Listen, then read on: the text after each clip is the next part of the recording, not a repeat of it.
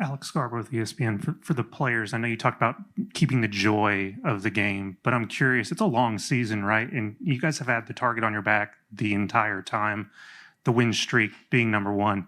How do you handle the unique pressure that comes with that? How do you keep the joy for so long when anxiety seems like a thing that could very easily set in?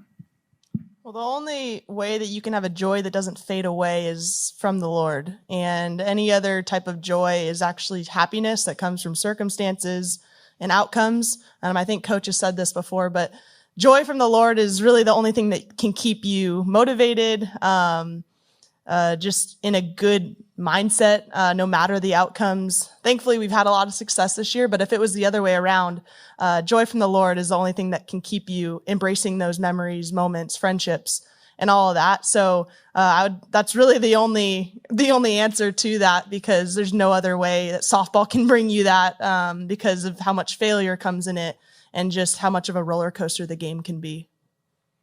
1,000% agree with Grace Lyons. I went through that my freshman year. I was so happy to win the college. I've talked about this before, but I was just so happy that we won the College World Series, but I didn't feel joy.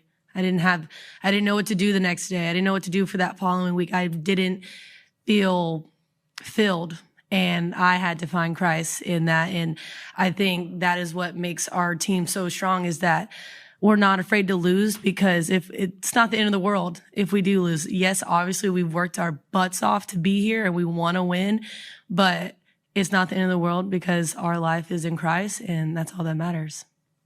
Yeah, I think a huge thing that we've really just latched onto is eyes up. And you guys see us doing this and pointing up, but we're really like fixing our eyes on Christ. And that's something where, like they were saying, you can't find a fulfillment in an outcome, whether it's good or bad. And I think that's why we're so steady in what we do, and our love for each other and our love for the game, because we know this game is giving us the opportunity to glorify God.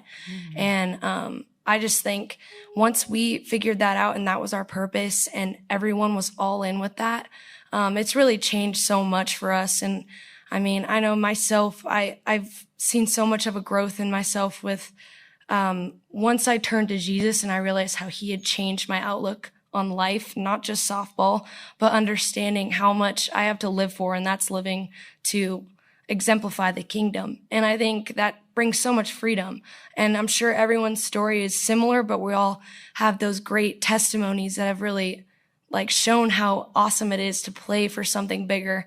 And I think that's just what brings me so much joy. And no matter the outcome, whether we get a trophy in the end or not, this isn't our home. And I think that's what's amazing about it, is we have so much more.